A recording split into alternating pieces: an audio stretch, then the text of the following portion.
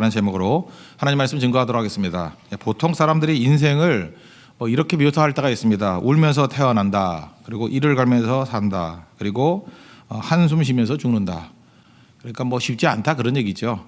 그래서 힘들다, 처절하다, 벅차다 이런 뜻으로 이렇게 설명을 합니다. 그 어린 아이들 보면 우리 티네이저들, 10대들 보면 또 이런 것 같습니다. 초등학생도 마찬가지고 아침에 힘들게 일어납니다. 하루 종일 공부하고 치이고 저녁에 보면은 학원이다 이렇게 돌아오고 날 때 보면은 파김치가 돼서 돌아오는 모습을 보면 안쓰럽습니다. 마치 인생의 축소판을 보는 것 같이 보일 때가 있다는 것입니다. 한마디로 해서 인생이 힘들다는 것입니다. 고달프다라는 것입니다. 인생도 그렇죠. 아침에는 겨우 일어나죠. 막막하게 일어나고 힘들게 하루를 살고 저녁에 만족이 있는 게 또 아니잖아요. 뭔가 아쉬움 속에 잠자리에 들고 이게 반복이라는 것입니다. 만약 이게 전부라 그러면 인생만큼 허무한 거 어려운 게 또 있겠습니까? 근데 세상은 이거밖에 없죠. 그래서 세상의 문학 작품이라고 말하는 것들을 보면 되게 이런 거 묘사하는 겁니다. 비극이에요. 그래서 태어날 때 힘들게 태어나든지 그래서 문학 작품에서 맨날 나오는 게 뭐냐면 인생이 억울하다라는 거예요. 그리고 마지막이 비극이다. 그래서 많은 사람들이 그거를 또 가슴 아파하고 동일시하고 그런다는 것입니다. 다 세상 얘기고 성경은 그렇지 않다는 것입니다. 고난이 전부가 아니라는 거예요. 눈물이 전부가 아니라는 거예요. 고통이 전부가 아니라는 거예요. 그 안에 분명히 하나님의 개입과 은혜가 있다라는 것입니다. 그래서 반전이 일어납니다. 눈물로 끝나지 않아요. 눈물 이후에 하나님이 있다. 광야로 끝나지 않고 광야 배후에 은혜가 있다. 그리고 흩어짐 거기서 끝나는 게 아니라 돌아옴이 있다. 그게 우리 예레미야서 아닙니까? 희망이 있다라는 거예요. 하나님이 계신다는 거예요. 오늘 그걸 믿는 하나님의 백성 되기를 바랍니다. 첫 번째 살필 내용은 이거예요. 칼에서 피한 광야에서 은혜를 누리라는 것입니다. 그러니까 험한 광야에도 은혜가 있다라는 거예요. 오늘 이제 핵심 구절을 2절을 한번 보세요. 2절을 보니까 여호와께서 말씀하신다 이렇게 한 다음에 칼에서 벗어난 백성이 광야에서 은혜를 입었나니 이 핵심이에요. 칼이 뭡니까? 칼은 어려움이에요. 좌절, 고난, 한마디로 해서 끔찍한 칼입니다. 이게 칼 들고 끔찍하잖아요. 그죠? 끔찍함이에요. 칼. 그래서 칼에서 피했어요. 칼에서 벗어났어요. 그러면은 이제 우리는 안도해야 될 거 아닙니까? 근데 어디로 보내요? 광야로 보냈다라는 거예요. 광야. 우리는 이렇게 생각을 합니다. 칼에서 인도하여 오아시스로 보냈다. 칼에서 인도하여 초장으로 보냈다. 초원으로 보냈다. 이래야 말이 맞는데 칼에서 인도하여, 칼에서 벗어나서 광야로 인도했다. 이거 우리가 보통 뭐라 그럽니까? 설상가상 이런 거 아니에요?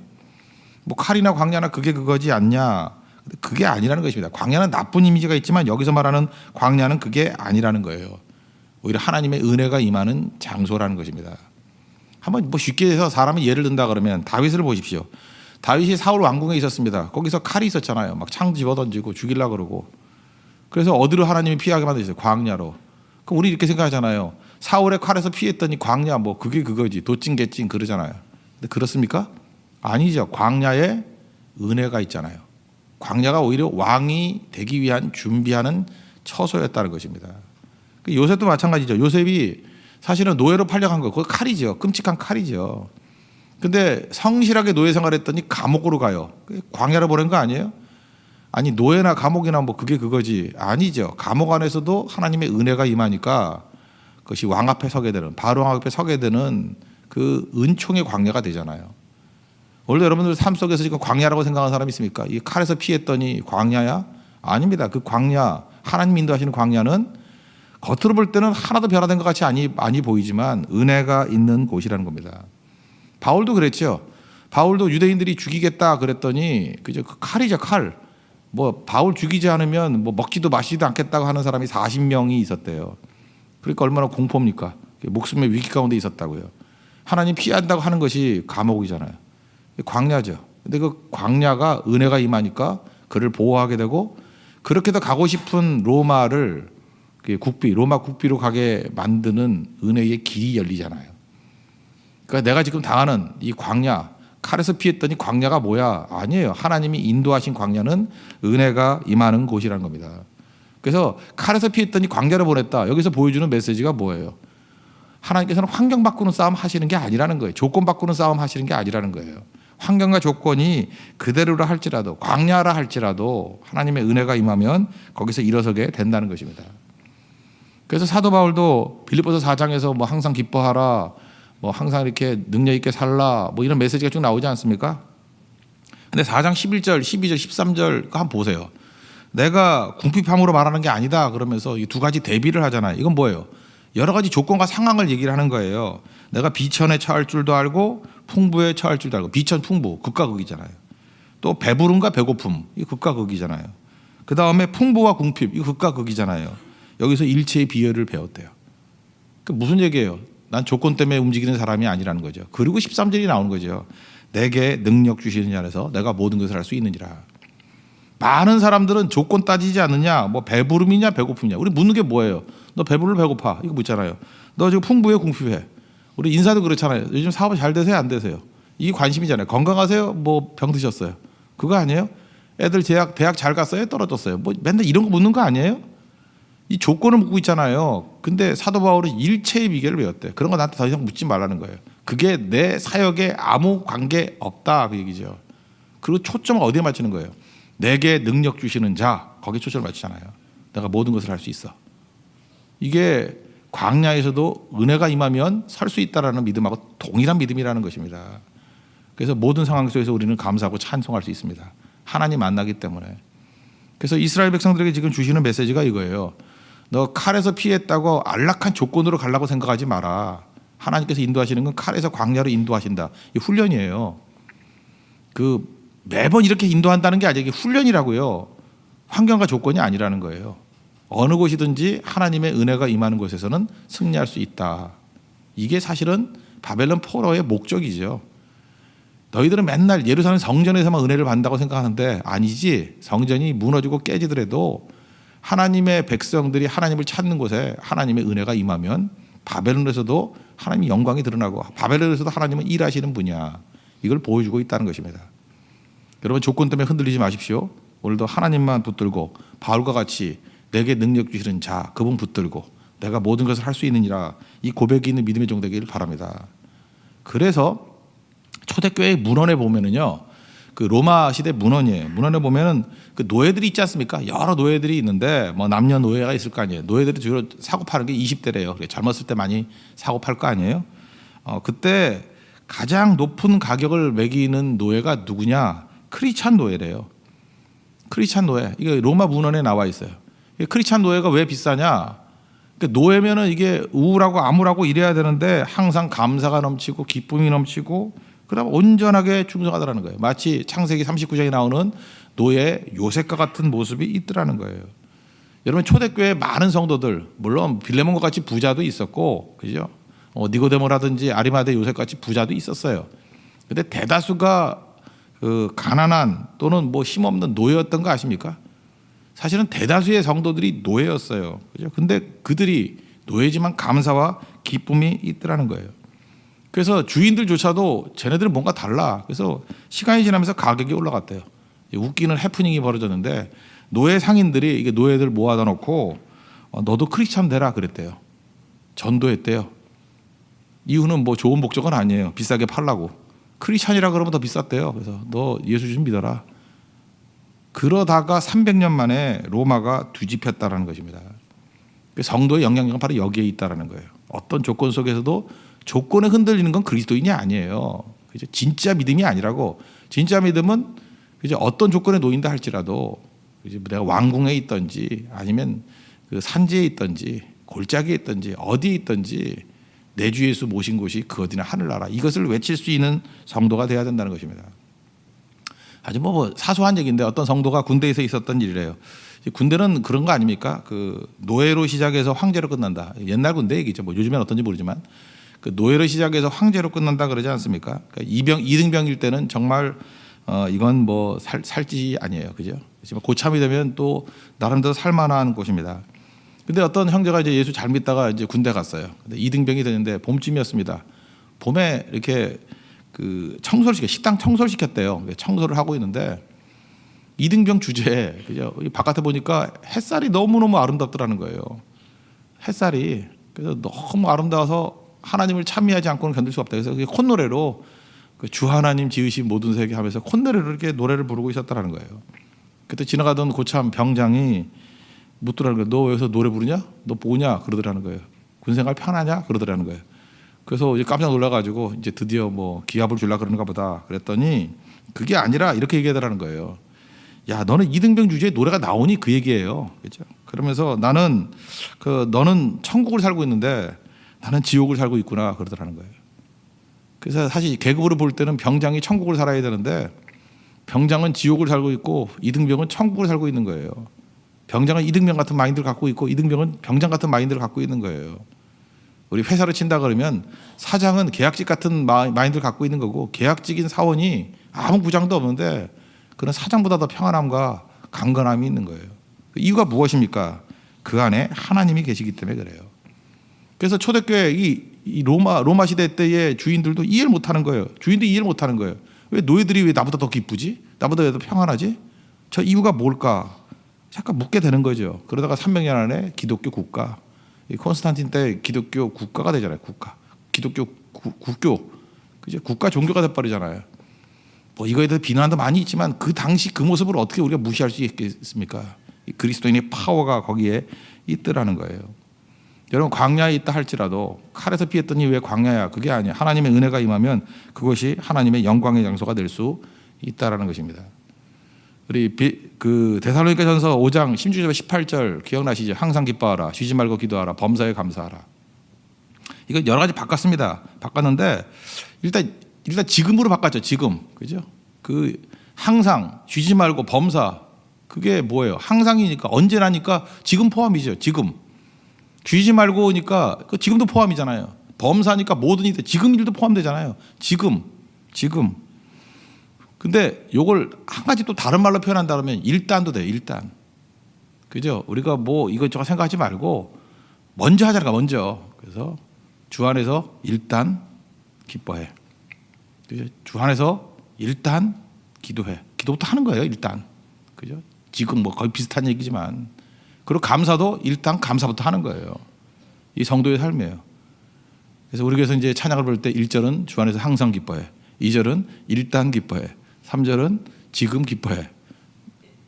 이제 4절 생각나면 또 다들 할게요. 하여튼 3절까지.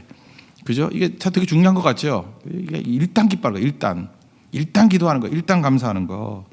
이게 왜 가능하죠?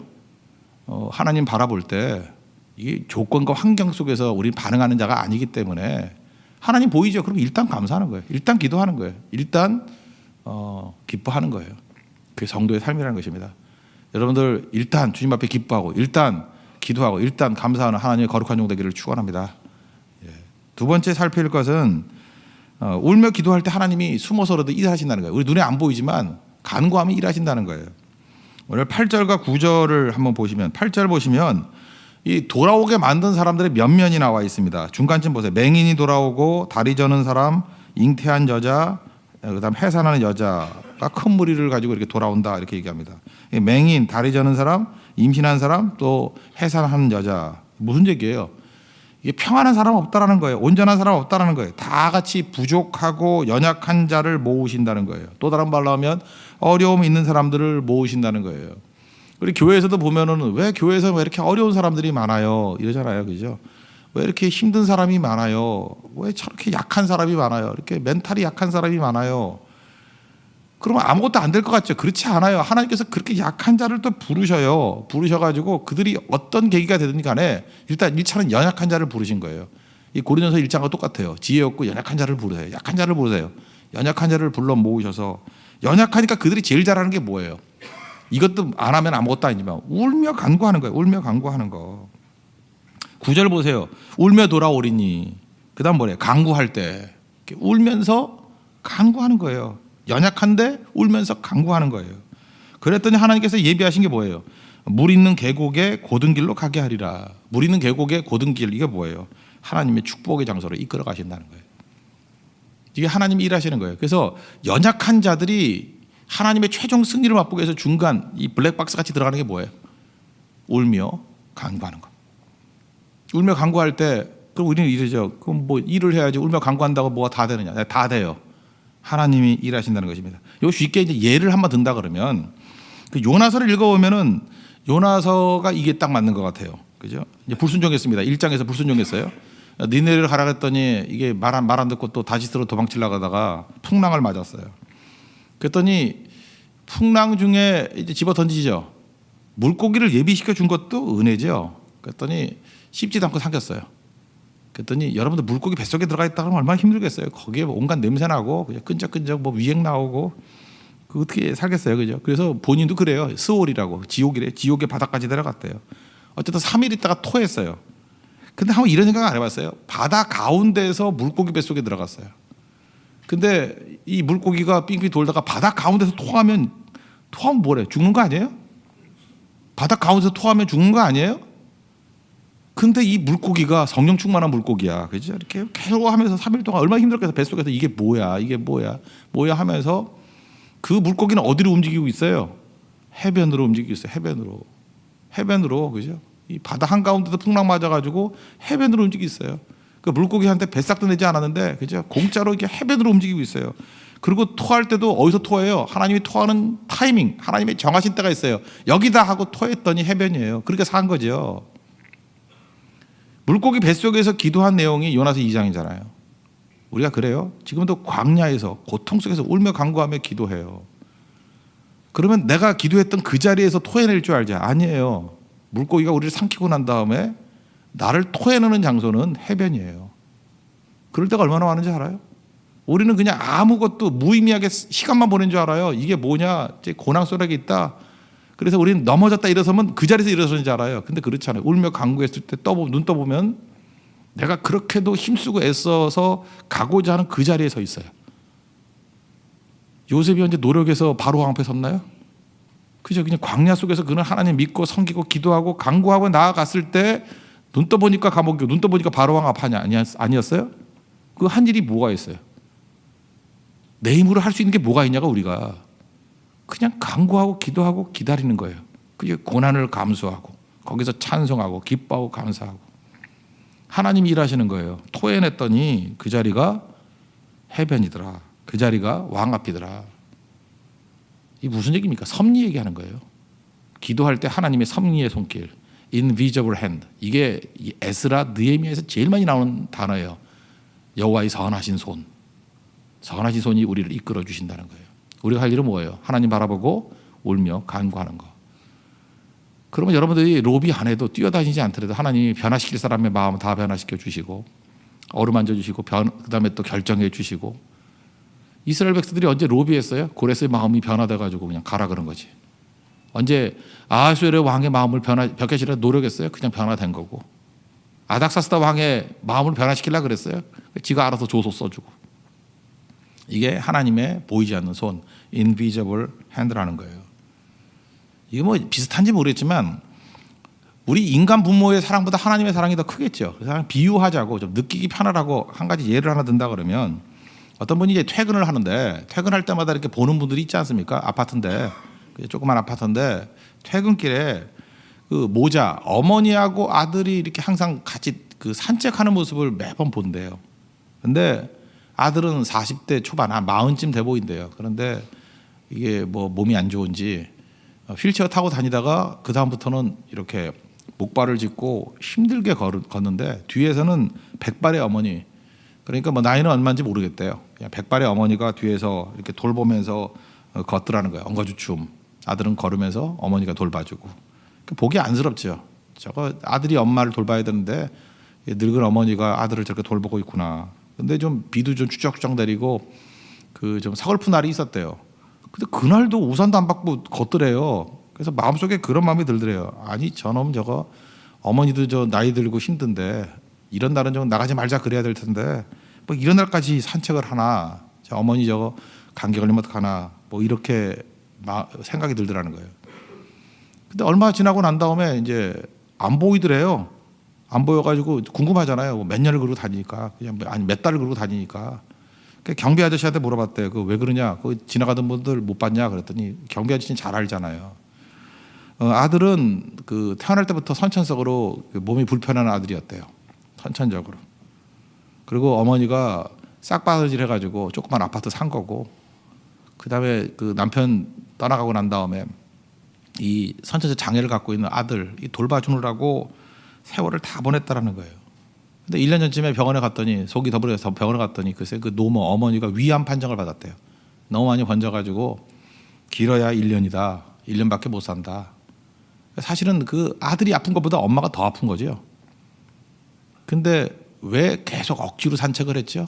눈치채지죠? 어머니는 안 거예요. 내가 곧 죽는다는 거. 문제는 뭐예요? 내가 죽고 나면 이 아들 어떡하나? 이 아들 어떡하나? 그래서 휠체어 타고 다니는 아들 혼자서 살아남게 하기 위해서 남은 1년의 세월을 아들 데리고 산책시킨 거예요. 비가 오나 눈이 오나. 그죠? 그래서 혼자 자립하라고. 그 다음에 나가봤더니 그 아들이 혼자서 옛날보다 훨씬 더 나은 모습으로 지팡짓고 걷더래요. 산책 계속 하더래요. 거기는 어머니 모습은 보이지 않았지만 그분 그러더라는 거예요. 어머니도 여전히 그 옆에서 산책하고 있더라. 그죠? 어머니도 옆에 돌아가셨지만 어머니가 어디어디 보이더라는 거예요. 여러분 이게 인간 어머니는 연약하기 때문에 도울 수 있는 한계가 있고 또 죽기도 하고 이러잖아요. 근데 하나님의 사랑이 이보다 더 안 하겠어요? 우리가 넘어져 있고 힘들 때 우리 일어나라고 옆에서 도와주셔요. 나의 등 뒤에서 도와주시고 나를 이끌어 주시고 그리고 이렇게 세워주신다는 것입니다. 우리 징계 넘어지게 하는 거 아니에요. 하나님께서 우리를 이렇게 세우려고 하는 하나님의 보이지 않는 손길이 있다는 것입니다. 오늘 이거 믿으라는 거예요. 그래서 우리가 연약한 자들이지만 울며 간구할 때 하나님께서 분명히 물 있는 계곡의 곧은 길, 이거 성경이 표현하는 최고의 자리예요. 축복의 자리예요. 거기까지 이끄실 것을 믿으시는 하나님의 종 되기를 축원합니다. 주님이 함께 하시면 승리합니다. 오늘도 함께하는 광야에서의 은혜를 누릴 수 있는 믿음의 종 되기를 축원합니다. 모두 자리에서 일어나겠습니다. 438장 찬송하겠습니다. 438장.